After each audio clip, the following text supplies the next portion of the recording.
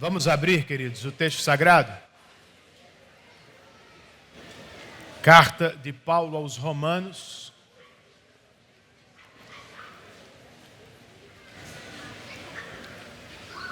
Capítulo de número 13.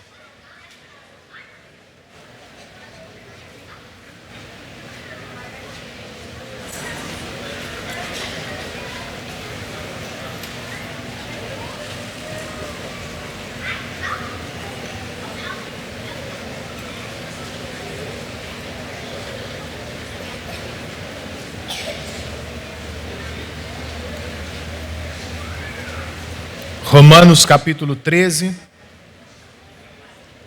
nós vamos estudar do verso 1 ao verso de número 7.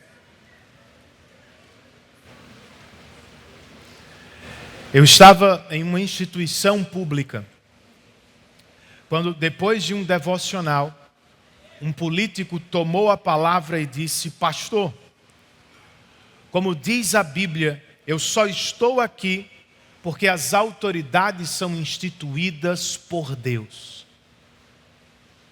Ele estava citando Romanos 13, o texto que vamos considerar hoje. Mas na ocasião, eu me perguntei, será que ele entende o que está dizendo? Muito mais importante, eu me pergunto hoje, irmãos, será que nós entendemos? Será que nós sabemos qual é a vontade de Deus quando o assunto é autoridades governamentais, como se acha na NVI? Seja qual for o seu entendimento, Romanos 13, de 1 a 7, está aqui para nos ajudar. Vamos ler o texto?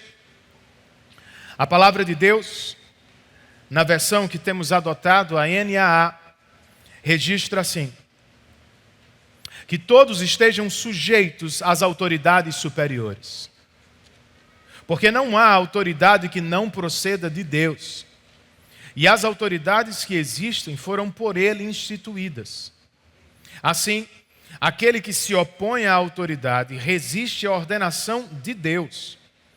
E os que resistem trarão sobre si mesmos condenação. Porque os magistrados não são para temor quando se faz o bem, e sim quando se faz o mal.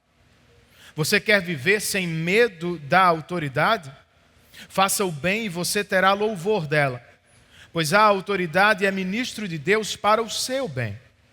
Mas, se você fizer o mal, então tenha medo, porque não é sem motivo que a autoridade traz a espada, pois é ministro de Deus, vingador, para castigar quem pratica o mal. Portanto, é necessário que vocês se sujeitem à autoridade, não somente por causa do temor da punição, mas também por dever de consciência. É por isso também que vocês pagam impostos, porque as autoridades são ministros de Deus, atendendo constantemente a este serviço. Paguem a todos o que lhes é devido. A quem tributo, tributo. A quem imposto, imposto. A quem respeito, respeito. E a quem honra, honra. Vamos orar, irmãos? Senhor Deus, esta é a Tua palavra, que vai nos ensinar sobre algo tão importante.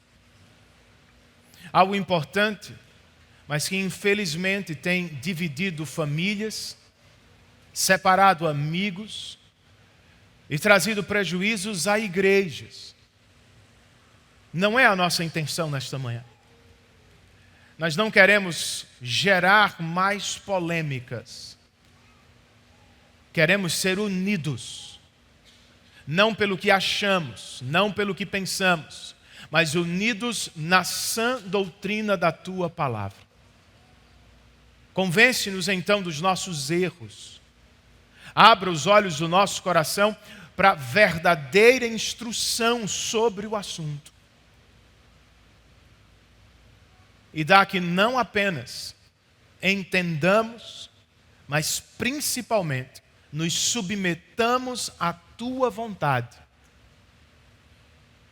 Pedimos isto, certo, certos da assistência de Teu Espírito. E o fazemos também em nome de Jesus. Amém.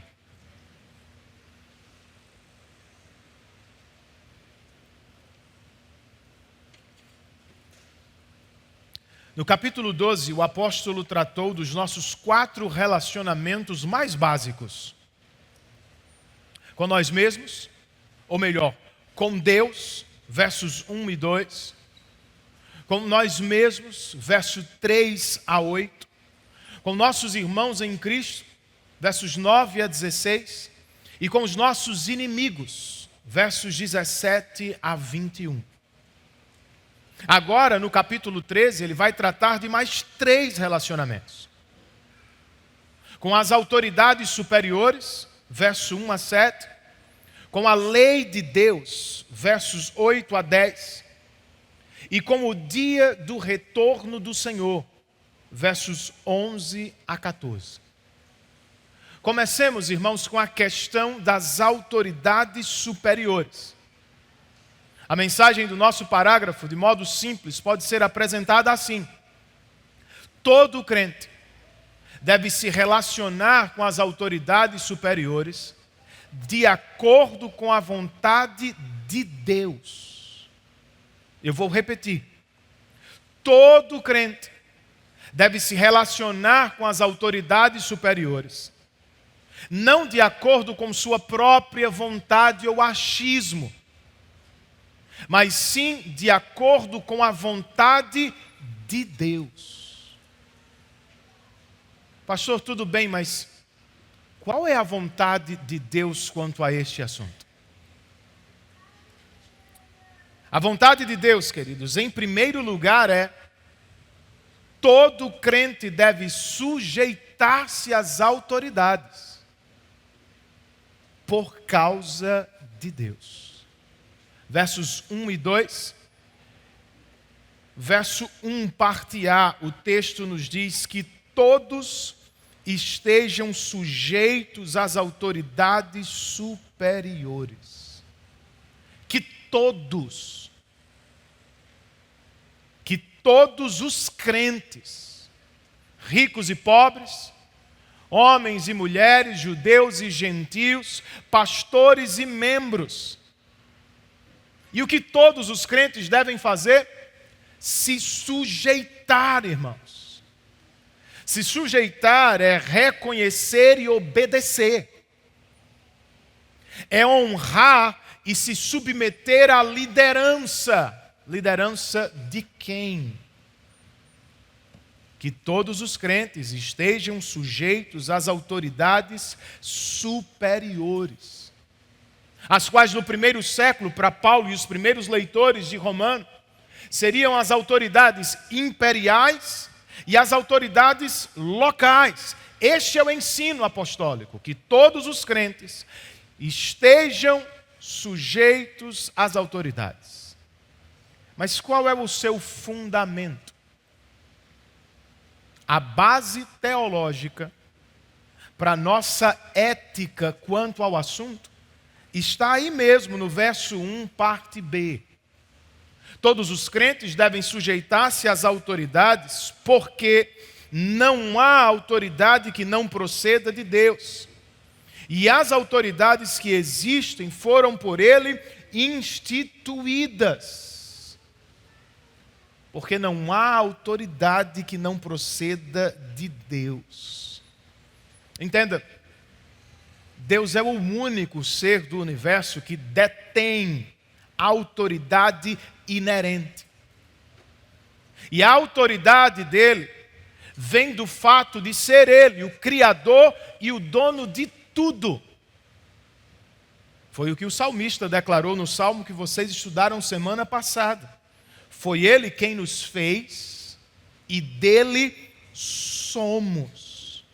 O homem, por sua vez, tem alguma autoridade, mas esta sempre é derivada e delegada por Deus. Ainda assim, e esse é o ponto, as autoridades que existem foram instituídas por Ele. O que significa, irmãos, gostemos mais ou menos disso, o Estado também é instituição divina. O apóstolo não está dizendo que Deus aprova todas as ações dos Neros e Hitlers do passado, ou dos Lulas e Bolsonaros dos nossos dias.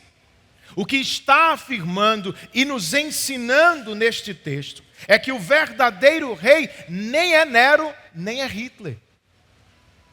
Nem é Lula, nem é Trump. O verdadeiro rei, queridos, a verdadeira autoridade do universo é o nosso Deus. Que, como disse Daniel a Nabucodonosor, tem domínio sobre os reinos dos homens e os dá a quem quer. É por isso que devemos nos sujeitar às autoridades. Por causa da autoridade suprema. E se não o fizermos, pastor? Bem, o verso 2 nos alerta, irmãos. Assim, aquele que se opõe à autoridade resiste à ordenação de Deus. E os que resistem trarão sobre si mesmos condenação. São duas respostas. A primeira e a mais importante: se opor à autoridade é resistir à ordenação ou à vontade de Deus.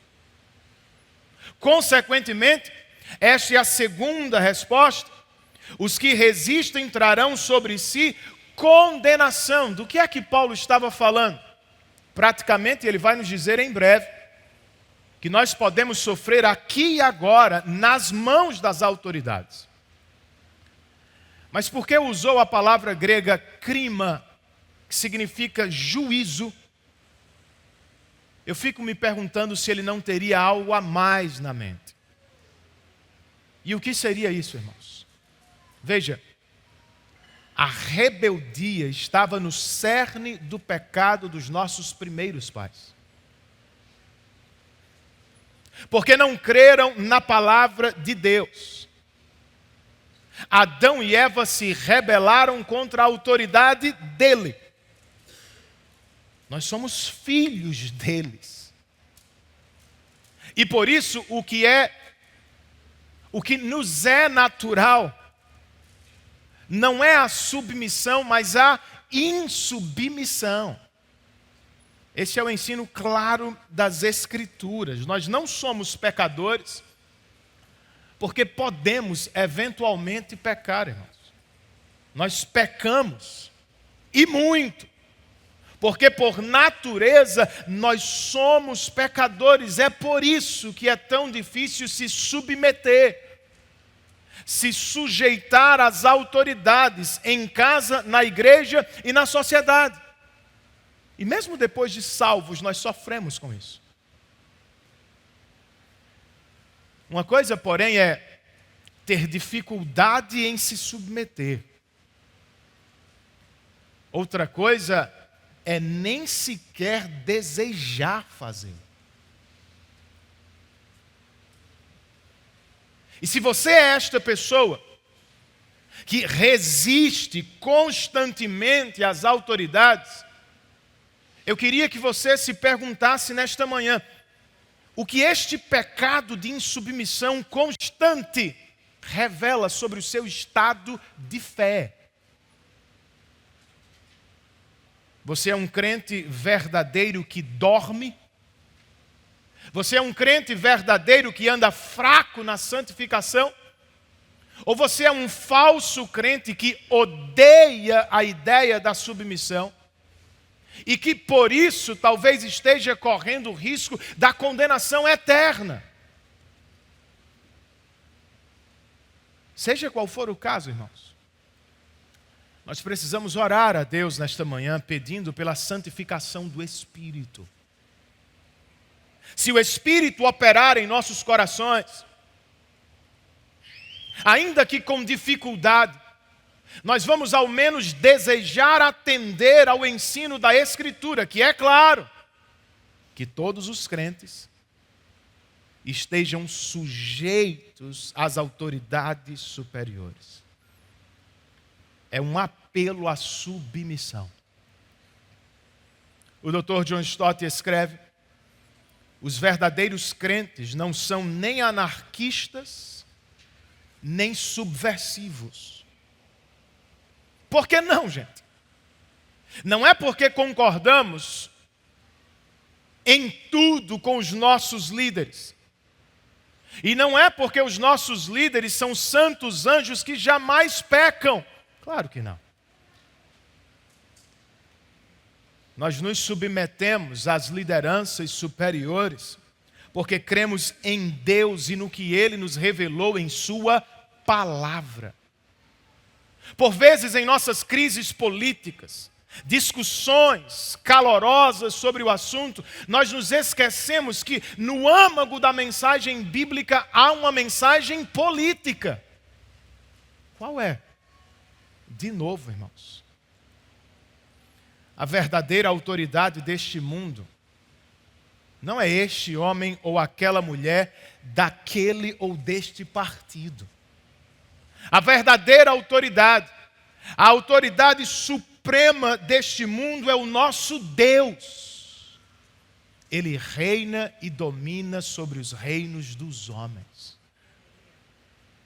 Esta mensagem precisa trazer alguma tranquilidade às nossas mentes em tempos tão turbulentos como os nossos. Pastor, será que ninguém está vendo o abuso de autoridade? Pastor, nada vai mudar. Pastor, o que será do Brasil no futuro? Amigos, o próximo grande capítulo da história, pelo qual nós devemos aguardar com ansiedade, não é uma mudança de governo. É o retorno do verdadeiro rei. Sim, Jesus voltará. E quando chegar, Ele pedirá as contas de todas as autoridades a quem delegou o poder.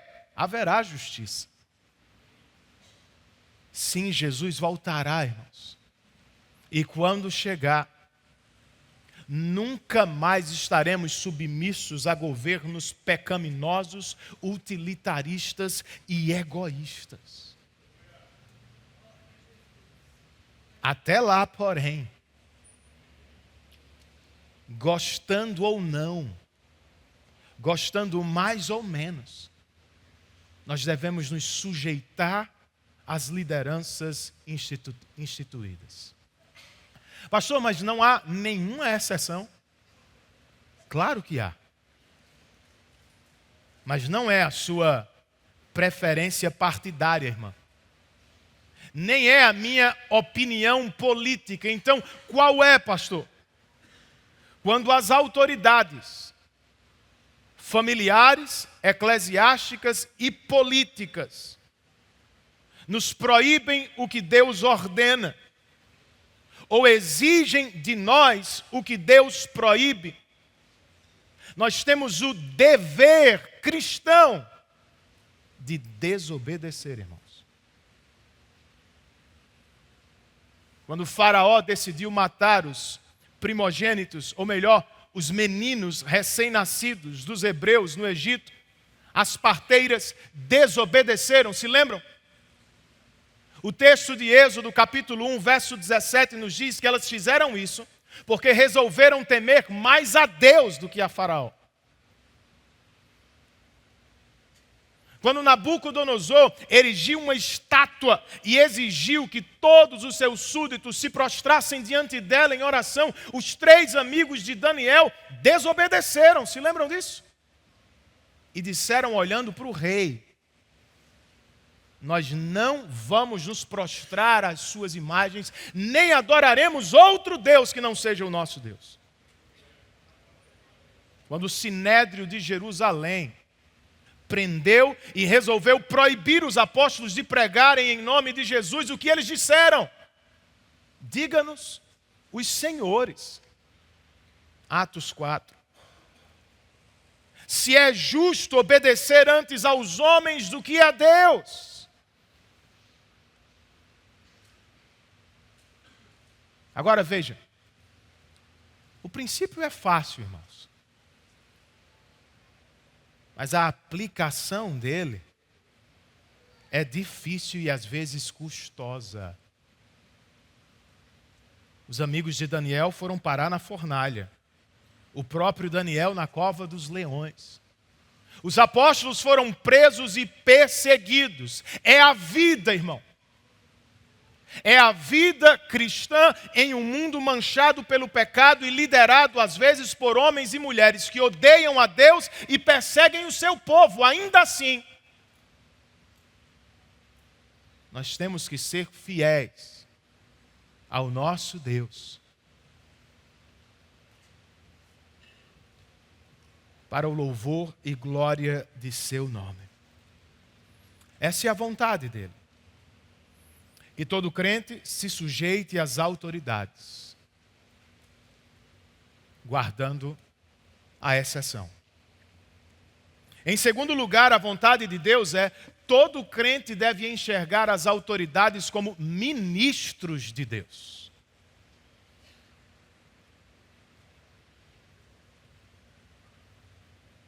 É o que temos nos versos 3, 4 e 5. Verso 3, parte A, Paulo escreve: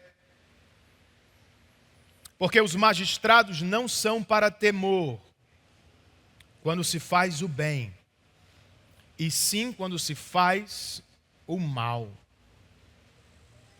Paulo já nos disse antes que devemos odiar o mal e nos apegar ao bem.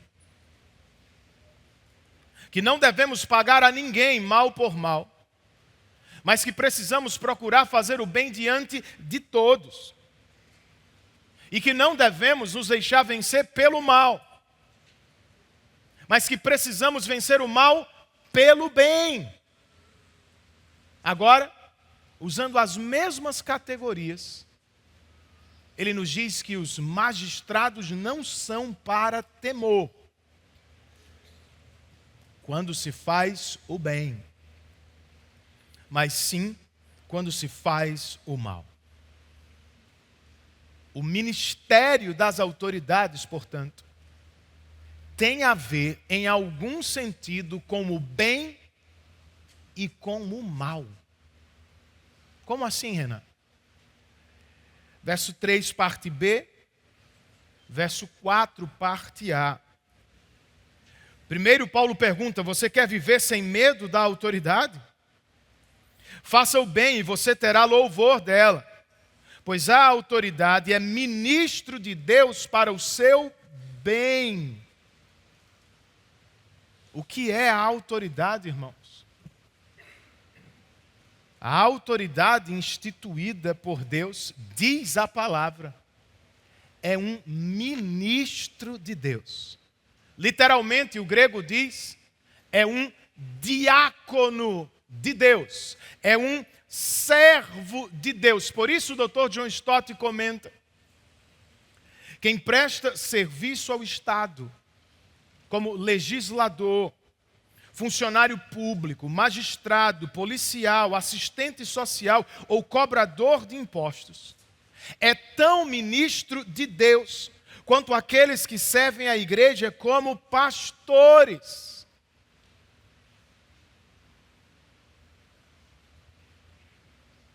E a pergunta de Paulo é: vocês querem viver sem medo desses ministros? Simples. Faça o bem e você terá o louvor deles. Eis o ministério das autoridades instituídas. Positivamente, as autoridades precisam reconhecer, perseguir e louvar o bem quando ele é realizado. Pastor, mas acontece toda vez? Claro que não, irmãos. Isso aqui é a linguagem proverbial de sabedoria. É essencialmente, mas não absolutamente verdadeiro. Pense no próprio Paulo. Quem fez mais bem ao império do que ele? No entanto, ao fim da vida, ele não recebeu louvor de Roma, recebeu condenação. Ainda assim,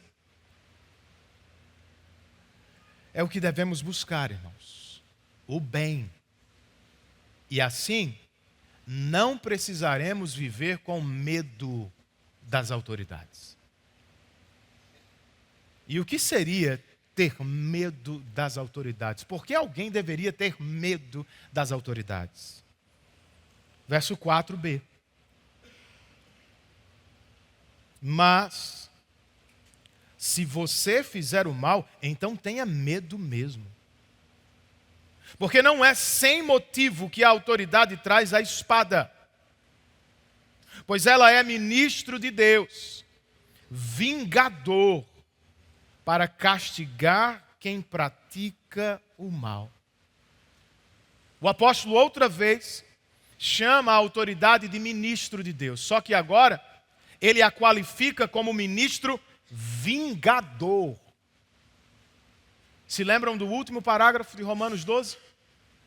O verso 19 declara: amados, não façam justiça com as próprias mãos, mas deem lugar à ira de Deus, pois está escrito: a mim pertence a vingança, eu é que retribuirei, diz o Senhor. A vingança de Deus, Paulo está nos ensinando, não só será manifestada no dia do juízo, quando a sua ira cair sobre todos os pecadores impenitentes. Ela é manifestada hoje, irmãos, quando as autoridades castigam quem pratica o mal. O mal deve ser castigado.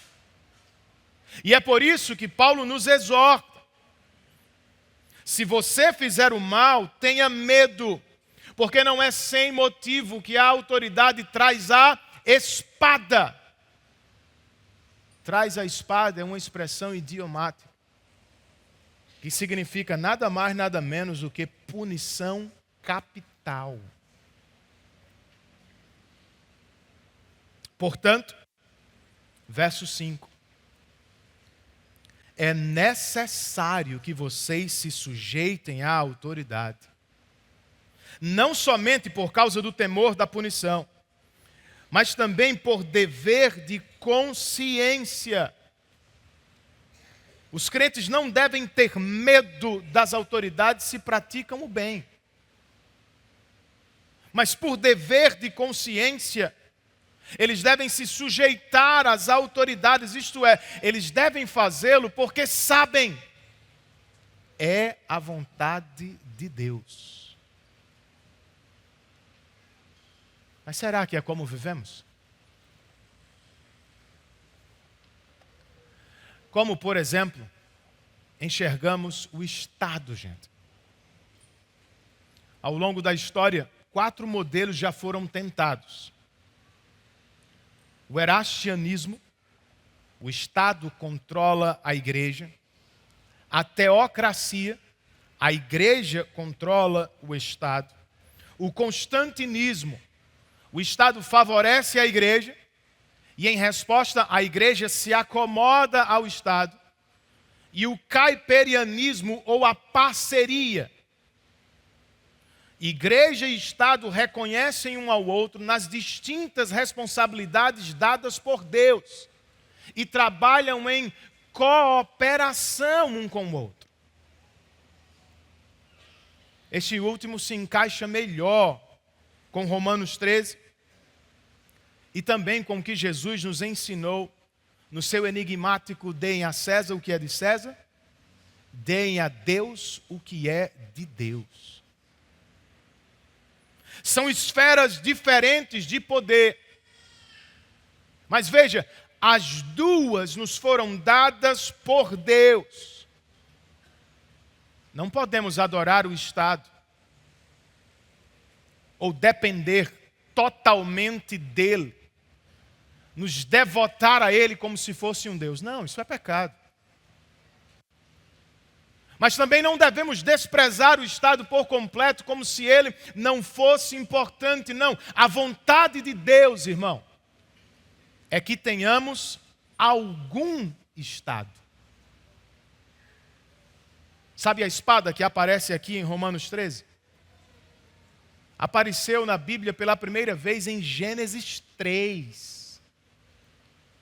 Quando anjos protegiam a entrada do jardim do Éden. Mais tarde, Deus disse a Moisés que pecados hediondos deveriam ser castigados com a espada. É a vontade de Deus.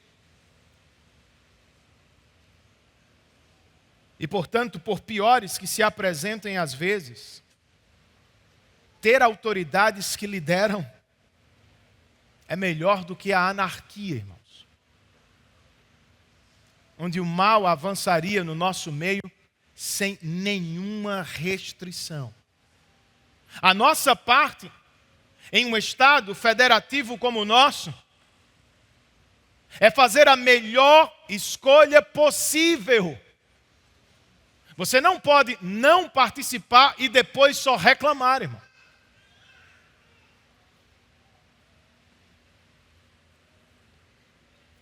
Você não pode se preocupar apenas com os cargos executivos. Prefeito, governador e presidente. Eu e vocês também precisamos dar atenção aos cargos legislativos que fazem as leis que governam o nosso país. E por isso mesmo você não pode votar como um individualista,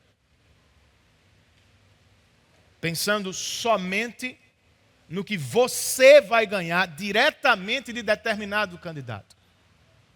Você precisa pensar coletivamente e votar para o bem da nação, do Estado, da cidade. E é claro que isso tem que ser feito à luz da palavra de Deus. O que estes candidatos defendem, irmãos? O que representam? Suas pautas e bandeiras estão mais perto ou mais longe da vontade de Deus, que é claramente revelada na Escritura.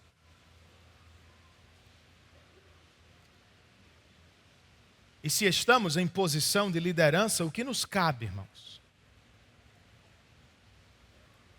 Se você é um servidor público, irmão, você é um ministro de Deus no mundo. Você não passou no concurso público para ter a sonhada estabilidade financeira. Você não foi eleito pelo povo para gozar de fama, prestígio e poder, não. Você é um ministro de Deus no mundo. Como foram José, Daniel, Neemias. Então, como ministro de Deus no mundo, no que está ao seu alcance, faça justiça, irmão.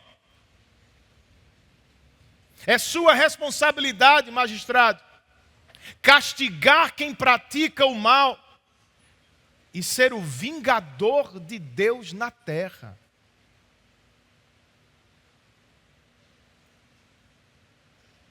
Cobradores de impostos, promotores de justiça, defensores e juízes.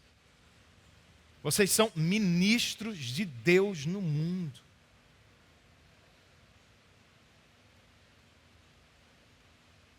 Façam o melhor que podem, para a glória de Deus, para o bem da sociedade, e ao final de cada dia, alegrem-se no exercício do ministério que Deus lhes confiou.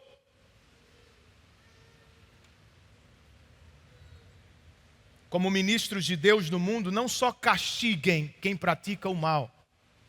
O texto bíblico nos ensina.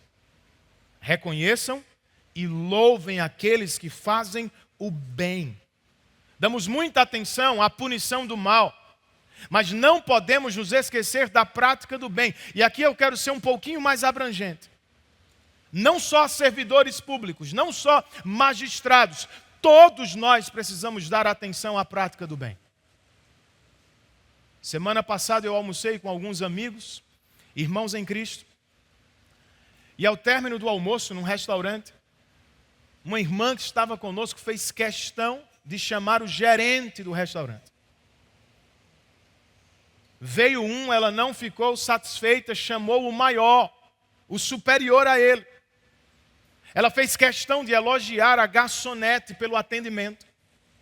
E ela perguntou ao gerente da loja qual era a política da empresa para reconhecer o bom trabalho de seus funcionários.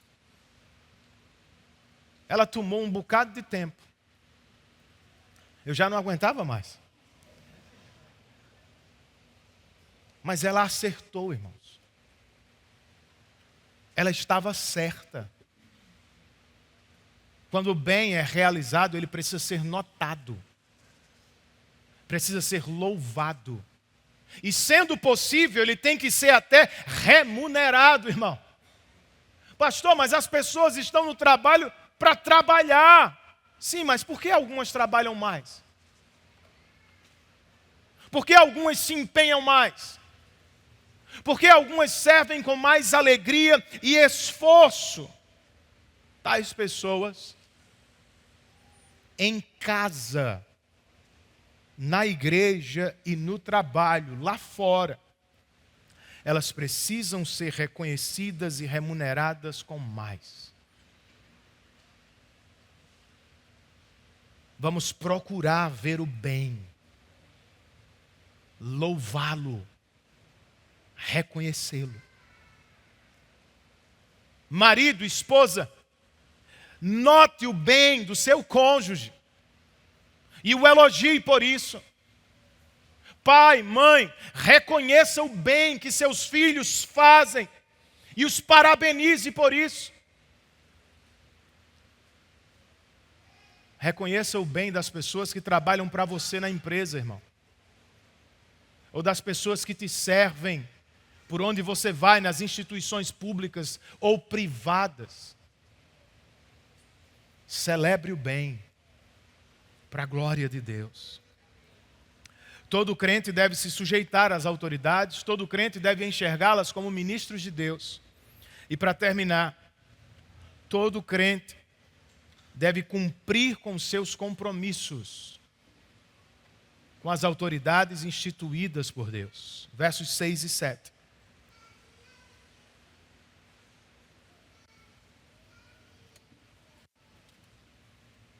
Por dever de consciência, o verso 5 nos diz, nós devemos nos sujeitar às autoridades porque é vontade de Deus e porque elas são ministros de Deus.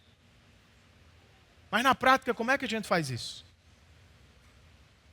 Verso 6 nos diz, é por isso também que vocês pagam impostos.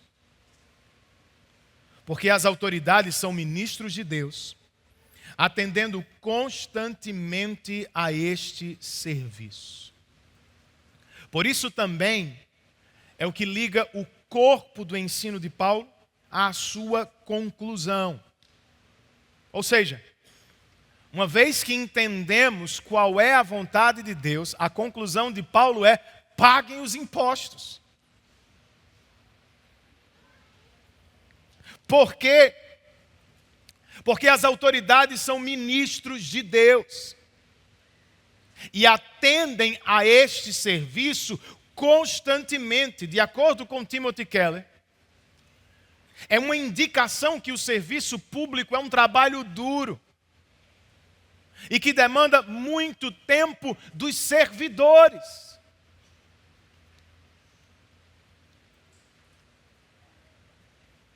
E para concluir, ecoando ainda o ensino de Jesus que já foi mencionado, Paulo diz, verso 7, paguem a todos o que lhes é devido. A quem tributo, tributo, a quem imposto, imposto, a quem respeito, respeito, e a quem honra, honra. Todos aqui é uma referência às autoridades. E a estes, Paulo diz, paguem tudo o que lhes é devido. O que lhes é devido? Tributo e imposto. é o que nós devemos financeiramente às autoridades. É a parte que nos cabe. Mas tem mais, né? Eu não sei qual das duas é a mais difícil. A quem honra, honra. E a quem respeito, respeito. Respeito no grego é phobos, de onde vem nossa palavra fobia. Mais cedo, o mesmo texto nos diz que quem pratica o mal deve ter phobos das autoridades, medo. Agora, o mesmo texto, usando a mesma palavra, aplica aos crentes que devem buscar o bem. Vocês não precisam ter medo. Vocês precisam ter phobos no sentido de temor e respeito pelas autoridades. Porque elas são ministros de Deus. Eu sei que não é fácil, irmão. Nós podemos divergir aqui quanto à extensão de interferência do Estado na vida do cidadão. Ou quanto aos impostos. Se devem aumentar ou diminuir. Contudo, todos devemos concordar que o Estado precisa prover alguns serviços. E estes têm o seu custo. Por essa razão se faz necessário pagar impostos. E por isso, para cumprir a vontade de Deus, nós honramos com os nossos compromissos. Pastor, mas você não acha que a carga tributária do Brasil é um pouquinho só elevada? E o que você pensa daqueles que só negam impostos?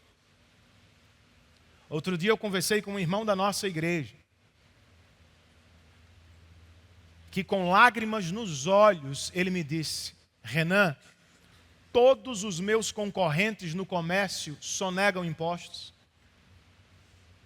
E por isso todos eles podem barganhar o preço de suas mercadorias.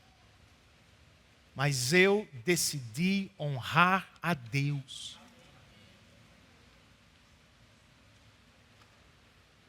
Ser crente é difícil, irmãos. Jesus nunca disse que não seria. O que nos disse foi muito melhor. O Pai Celestial de vocês conhece as suas necessidades e Ele cuidará de cada uma delas. Nossa parte é honrar o Senhor. Honrando os nossos compromissos e confiando em seu cuidado. Pastor, e como é que se honra as autoridades políticas? Como é que se respeita? Honrar não é gostar, irmão. Não é concordar com elas em tudo. Honrar é reconhecê-las. É falar com elas e delas com respeito.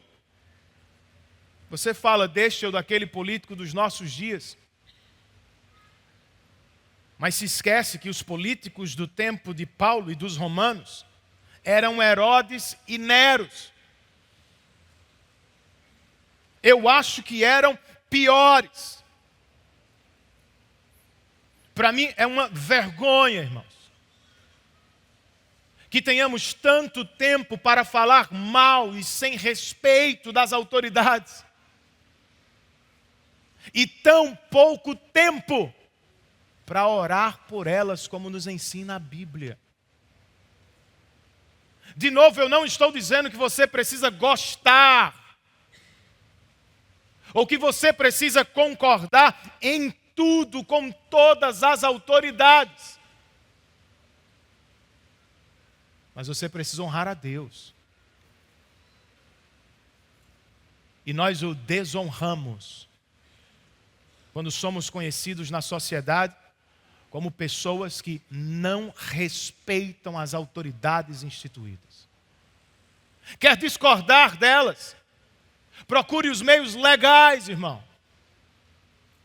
Há meios legais para se criticar, para se protestar, para mudar o jogo na hora certa. Mas que não sejamos conhecidos como aqueles que desonram as autoridades. Na maioria das vezes, o que isso revela é onde o nosso coração está.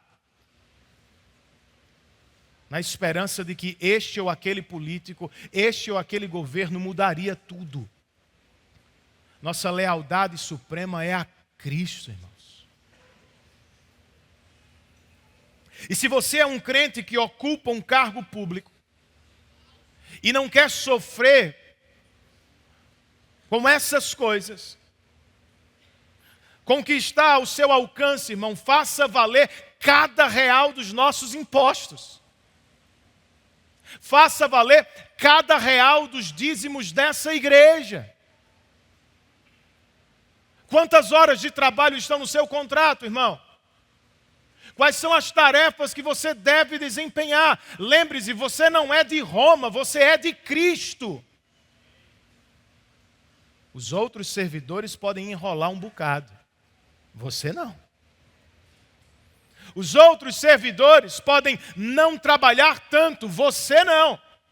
Os outros servidores podem seguir o fluxo do serviço público lento e cheio de dificuldades, você não. Por quê?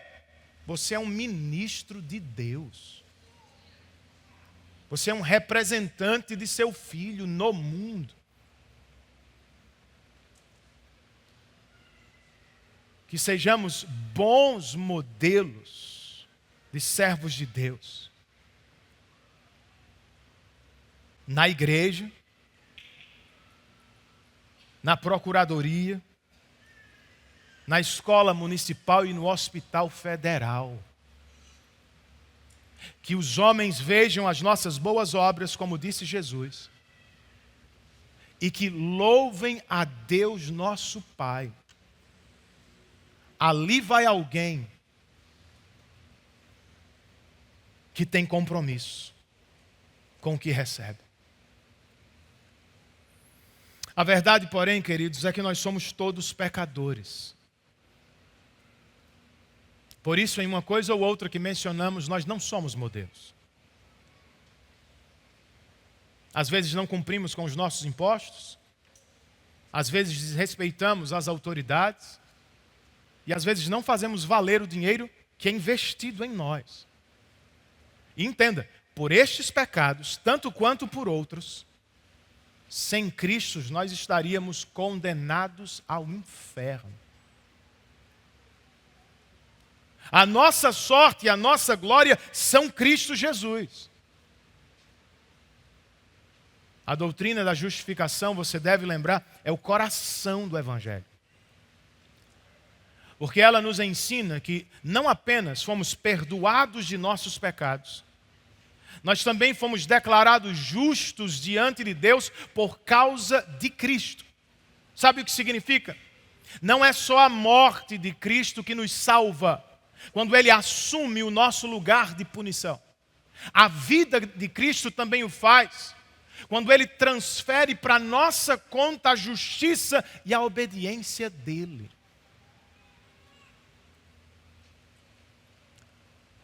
Pense, por exemplo, no que Jesus disse a Pilatos. Você teria ficado calado diante de tantas falsas acusações? Não teria se defendido? Tendo todo o poder do mundo, você não teria repreendido aquele político?